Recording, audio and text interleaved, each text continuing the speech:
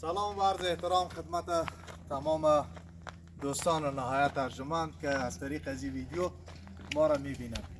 فعلا در ولایت قندار ما موقعیت داریم. اینجا پهلوی عظیمی سرای ما یک پروژه سرک کانکریتی داریم که لله الحمد در بخش کمپکشن سرویس ما رسیدیم.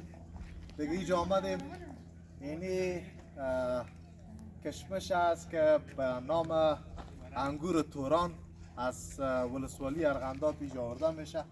این قسم سیستم داره که خشک میشه، باز بخیر صادر میشه طرف هندوستان، مردم کابل و ولایات دیگه افغانستان هم از این مستفید میشه. بسیار شیرین، بسیار مزناک دیگه تازه میشه و اینی سیستم به حساب خشک میشه. بسیار مقبول استاد جانان است به حساب چایله بندی کرده و این انگور خشک میکنه.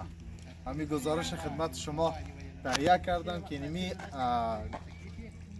انگور سیاه شیرین در کابل شما خریداری میکنید خشک میشه و عرضه بازار میشه.